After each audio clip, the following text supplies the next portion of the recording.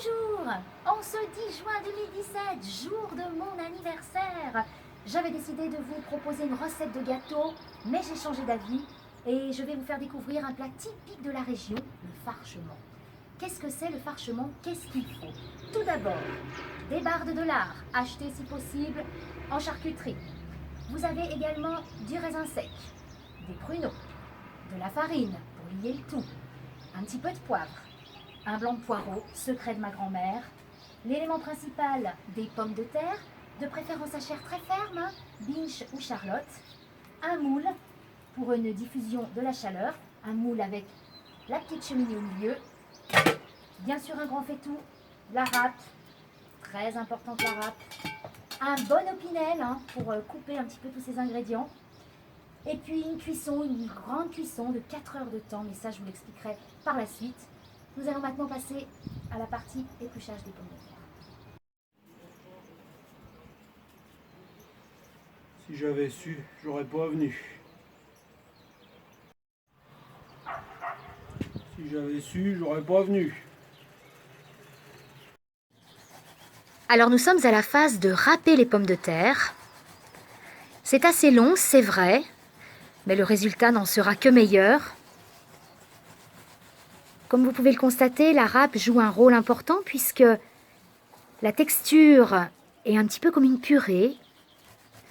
Alors c'est vrai que tout le monde n'a pas ce genre de râpe à la maison. On peut le faire aussi avec un robot. Il faut juste éviter de mettre une grille qui fasse des fils. C'est toujours mieux pour la cuisson. J'insiste aussi sur la cuvette. Petit clin d'œil à ma maman qui doit me regarder puisque cette cuvette a râpé, a accueilli de nombreuses préparations de farchement. La râpe aussi d'ailleurs. Hein. C'est comme ça que je l'ai appris. On utilisera 2,5 kg de pommes de terre pour un farchement. Si j'avais su, j'aurais pas venu. Moi, je suis pas un robot. Une fois toutes les pommes de terre bien râpées, on obtient donc cette consistance, un petit peu comme une purée.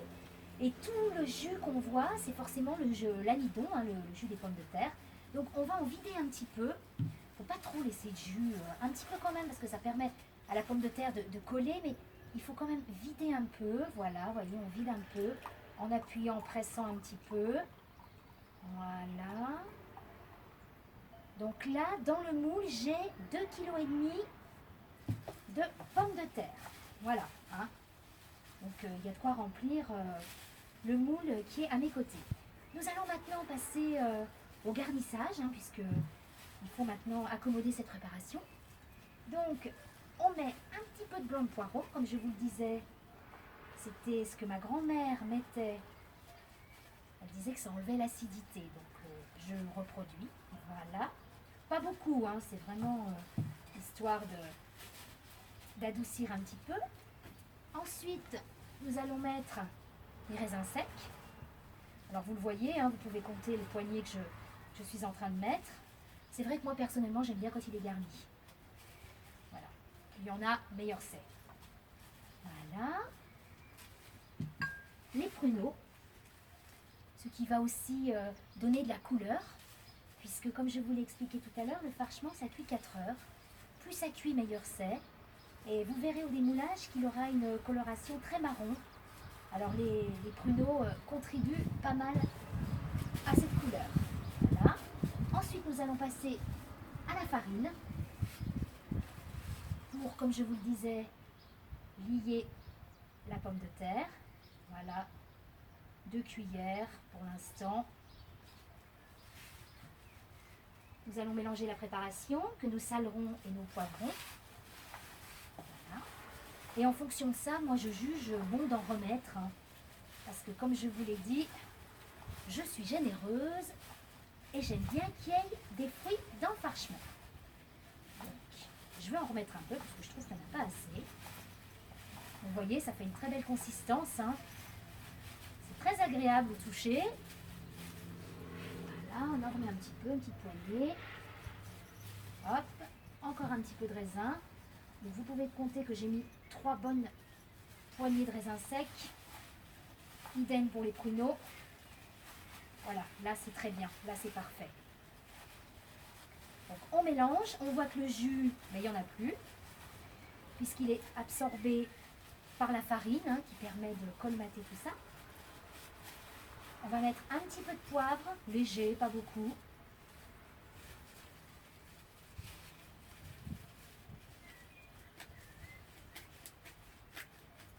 Voilà. Qu'il y ait du goût, hein, sinon c'est pas bon. Voilà. Un petit soupçon de sel, pas trop parce que vous avez le lard qui va entourer la préparation qui est salé, donc il ne faut pas trop en mettre. Voilà, une petite pincée. Ça suffit. On remélange le tout, bien sûr. On constate qu'il est joliment garni. Et nous allons maintenant passer au bardage du moule, puisque nous allons entourer le moule de lard. Alors, moi je mets toujours un petit soupçon d'huile, ce qui permet au lard de bien rester collé dans le moule. Donc voilà, on va tout doucement, voilà, voyez, c'est des gestes simples mais efficaces. Voilà, maintenant que c'est fait, on va préparer. Vous voyez, hein, je prends mes barres de lard.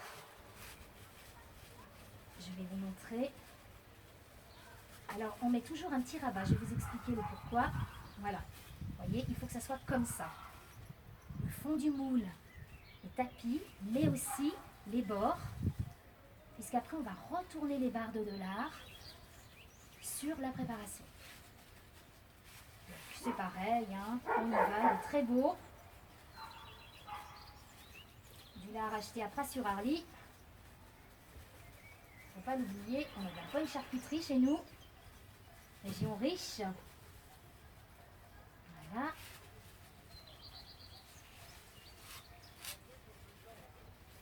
Donc, comme vous le constatez, c'est assez long à faire, mais le résultat n'en sera que meilleur. Là, vous voyez, hein, elle colle bien hein, dans le moule, hein, grâce à notre huile. Voilà. Alors, vous constatez que maintenant, on a chemisé le moule avec les tranches de lard. On va passer à la phase remplissage du moule. Alors, moi, je prends pas de cuillère, j'y vais franco. Il n'y a que ça de vrai, les anciennes méthodes. Alors, quand on remplit, on tasse en même temps, vous voyez, comme ça. On tasse bien, parce qu'il faut quand même tasser. Hein. Et petit secret, jamais trop le remplir à ras-bord, puisqu'après, pendant la cuisson, il va gonfler. Voilà, vous voyez, ça prend forme doucement. On voit que la préparation est vraiment belle. C'est bien garni tout ça. Ça présage un bon repas entre copains. Voilà, vous voyez, on tasse, juste comme ça, hein, avec la paume. Comme ça, voilà. Vous voyez, il n'y a pas beaucoup de jus, hein, comme je vous le disais. Tout a bien été absorbé par la farine. Et puis c'est vrai qu'on en a quand même vidé pas mal tout à l'heure. Hein. Voilà. Donc c'est assez. C'est pas mal du tout. Voilà. Là, notre moule, il est parfait. Donc on tasse bien. Vous voyez, on laisse quand même un petit creux pour que ça ne déborde pas pendant la cuisson. Et là, on va rabattre. D'où l'importance de bien mettre les tranches de lard par-dessus le moule qui dépasse. Hein, comme ça, ça fait un petit rabat, ça maintient la préparation. Au démoulage, ben, ça sera très sympa. Voilà. Et c'est terminé pour le premier farchement.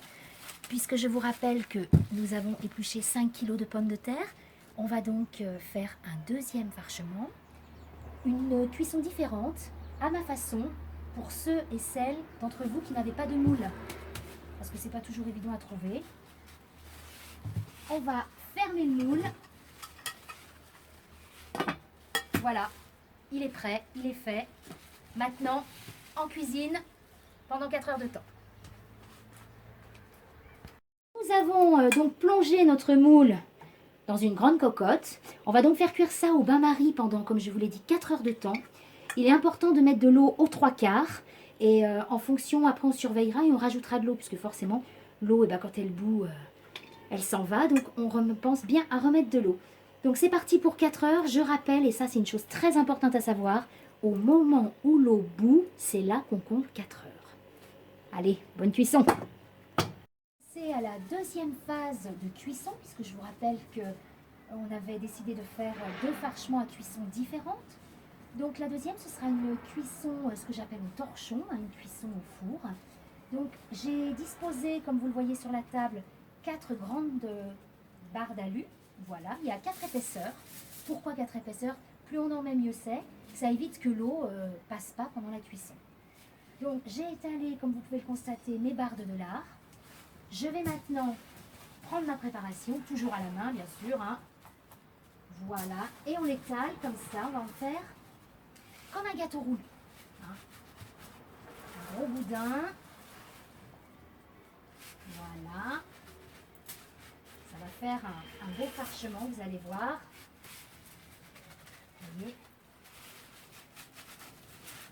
Vous voyez qu'il n'y a pas trop de jus qui sort toujours. Hein. Le fait de mettre de la farine, ça absorbe quand même bien le jus. Voilà. Vous voyez, là, il est beau. Là. Voilà. On essuie bien. On ne va pas perdre une miette. Hein. C'est quand même long à préparer. Voilà. Donc là, il est parfait. Alors, il faut bien penser aussi à vous munir d'un grand plat. Pyrex, c'est bien, grand plat en verre. Assez grand, hein, puisqu'il faut quand même accueillir ce joli gâteau.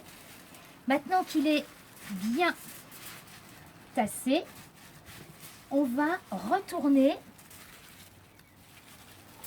les barres de lard. Voilà, on le tient en fait. Hein. C'est vrai que ça paraît assez liquide, mais ce liquide permet aussi une cuisson beaucoup plus douce et surtout très très très moelleuse. Vous allez voir le secret du farchement à ma façon, cuit au torchon.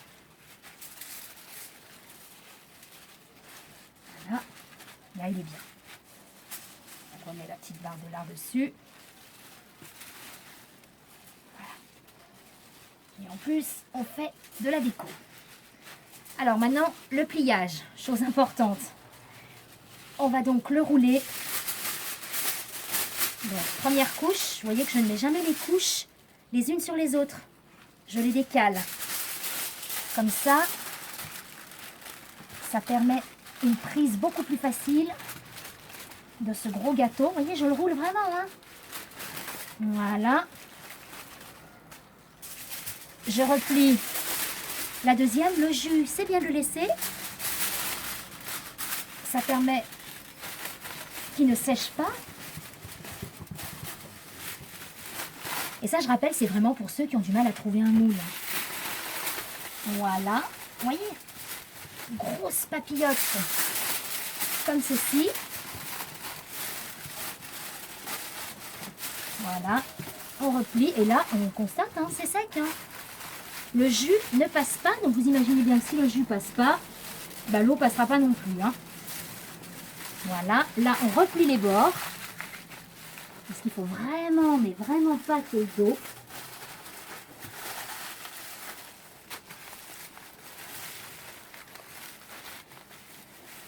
Voilà.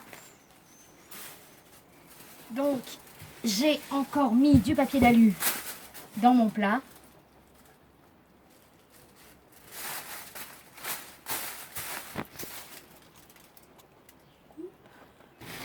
Voilà, alors après installation du bon gros roulé dans notre plat, on rechamise encore.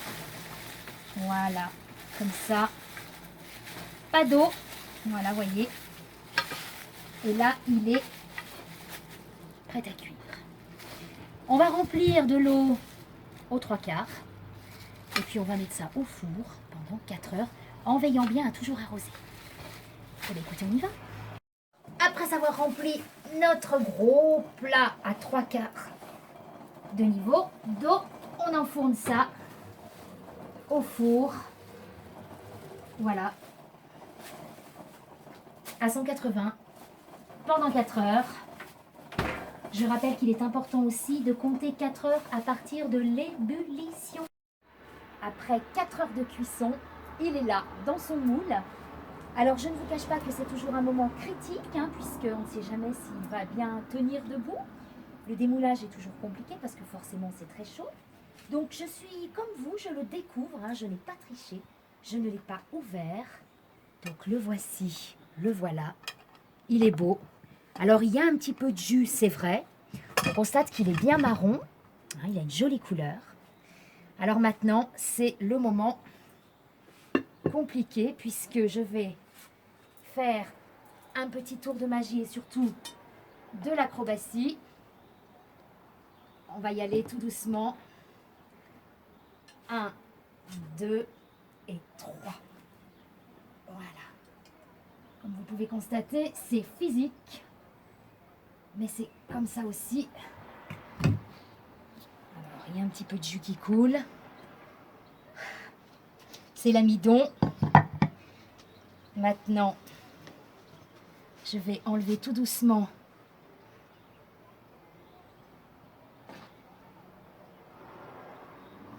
et il est là. Vous pouvez admirer la bête.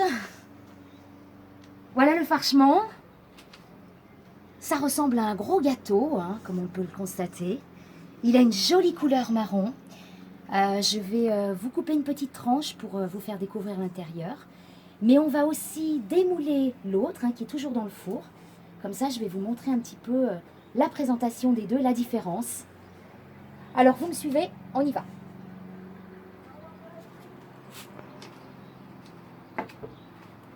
Le deuxième est sorti du four. Pareil, même temps de cuisson. Donc, nous allons découvrir. Donc, il est moelleux, il n'y a pas de souci de ce côté-là. Voilà. On le sort et je vais vous montrer comme il est joli. Voilà. Vous voyez qu'il se tient très très bien aussi. Voilà. C'est toujours la grande surprise. Comment va-t-il être ?